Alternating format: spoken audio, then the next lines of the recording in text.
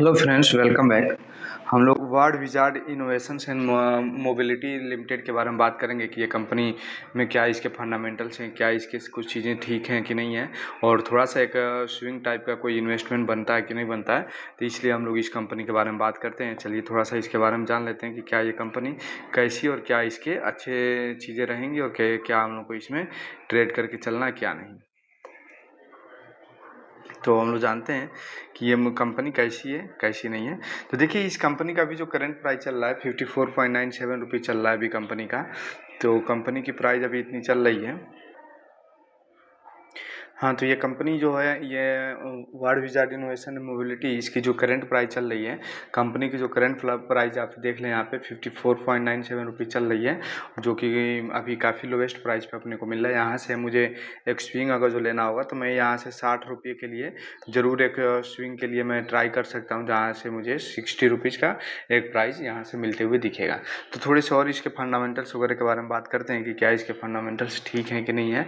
तो थोड़े से इसमें हम लोग देख लेते हैं फंडामेंटल्स कैसे हैं कंपनी के। तो आप लोग देख लें, कंपनी ने पिछले 5 ईयर्स में काफ़ी अच्छा रिटर्न दिया है कंपनी ने, जिसके बेस पे आप काफ़ी अच्छा इसको रिकवर कर सकते हैं, देख सकते हैं काफ़ी अच्छा दिया कंपनी ने। आप देख लेते हैं डिविडेंड इसकी 0.27% है। थोड़े से हम लोग इसके आप ये फंडामेंटल्स वगैरह सारे चेक कर सकते हैं। फंडामेंटल्स कंपनी के बहुत ठीक नहीं है उतने, क्योंकि कंपनी आपको 54-55 रुपये मिल रही है, लेकिन अगर जो लॉन्ग टर्म के लिए हमें इन्वेस्ट करना होगा तो मैं इसको कभी रिकमेंड नहीं करता। लेकिन अगर जो शॉर्ट टर्म्स के लिए एक 55 रुपये से 60 रुपये के बीच के लिए अगर जो आप ट्रेड चाहिए आपको,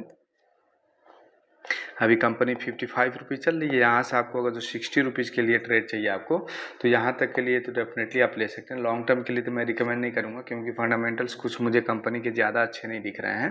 तो थोड़े से मैं आपको इसके अपडेट्स कर दूँ कि क्या अनाउंसमेंट किया है कंपनी ने।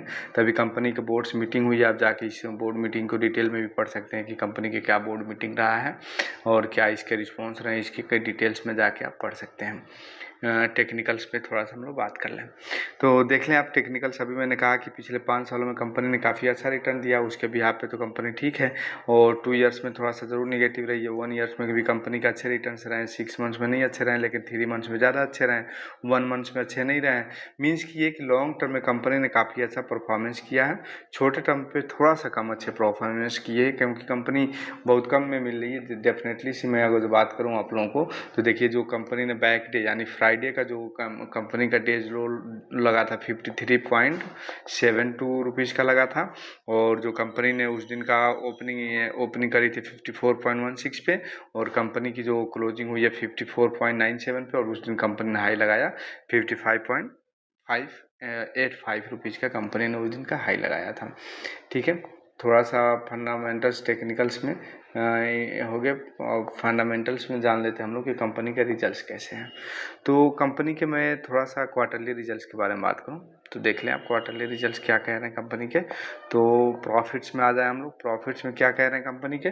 देखिए, कंपनी ने ये 23 में इतने का था, क्वार्टरली रिजल्ट्स हैं ये सब आप देख सकते हैं ये। उसके बाद आप ये मार्च का रिजल्ट है, ये जून का रिजल्ट है आपका।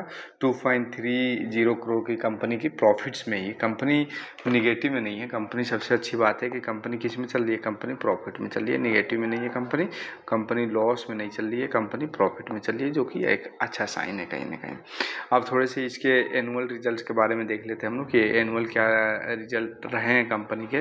तो एनुअल में आप देखें तो कंपनी क्या कर रही है, कंपनी आप देखें 13 करोड़ से यहाँ पे 14.5 करोड़ की प्रॉफिट करी है कंपनी ने। समथिंग यहाँ पर भी 1 करोड़ का प्रॉफिट है, जिससे कंपनी क्या प्रॉफिट में ही है। कंपनी लॉस में तो डेफिनेटली नहीं चल रही है, कंपनी क्या चल रही है, प्रॉफिट में चल रही है।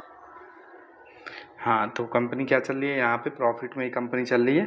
अगर जो आप लोग इसके ईयरली रिजल्ट्स के बारे में बात करेंगे तो कंपनी क्या है, प्रॉफिट में। इस सब बिहाफ के देखते हुए हम लोग ये जान सकते हैं कि कंपनी में आप थोड़ी सी आप एक लॉन्ग टर्म की इन्वेस्ट के लिए नहीं, लेकिन शॉर्ट टर्म की इन्वेस्ट के लिए जरूर चल सकते हैं। देखें आप यहाँ पे कंपनीज के क्या रहे हैं, अच्छे रहे हैं। यहाँ तक 23 में 24 में काफ़ी अच्छी कंपनी ने प्रॉफिट बनाया। तो इस शेयर होल्डिंग पैटर्न्स के बारे में बात कर लें तो देखें आप, इसमें प्रमोटर्स की होल्डिंग 70 थी, 70.45 थी। यहाँ से कंपनी के प्रमोटर्स ने थोड़ी सी होल्डिंग अपनी जरूर कम किया है, जो कि हम लोग निगेटिव मानते हैं इसको, कि अगर जो कंपनी के प्रमोटर्स अपनी होल्डिंग को कम कर रहे हैं तो हम लोग उसको निगेटिव मानते हैं, हम लोग उसको पॉजिटिव मान के नहीं चलते हैं। अब शेयर होल्डिंग पैटर्न्स में जो सबसे ज़्यादा शेयर होल्डिंग्स है वो किसकी है, आप देखें आप यहाँ पे तो सबसे ज़्यादा,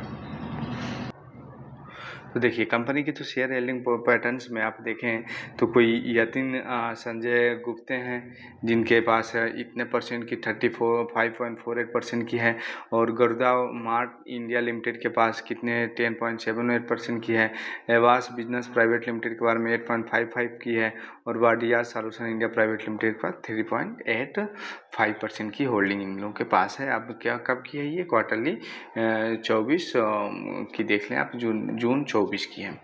ठीक है, म्यूचुअल फंड कंपनी अलाउड नहीं करती है, तो कंपनी म्यूचुअल फंड तो होगी नहीं, स्मॉल कैप की कंपनी है, तो इसलिए कॉन्फ्रेंस में क्या क्या बात हुई थी इनको आप यहाँ से डाउनलोड करके पढ़ सकते हैं। और यहाँ से हम लोग ये देखें कि कंपनी के क्या चल रही है, कि अभी कंपनी 54.97 रुपीज़ पर चल रही है। यहाँ से मैं कंपनी को कहीं ना कहीं 60 रुपीज़ का एक टारगेट होते हुए देख रहा हूँ यहाँ से, तो आप लोग यहाँ से 59-60 रुपीज़ के टारगेट के लिए आप जरूर कंपनी में इन्वेस्ट करके एक छोटा सा स्विंग लेके चल सकते हैं, तो कहीं ना कहीं आपके लिए बेहतर रहेगा। Thank you.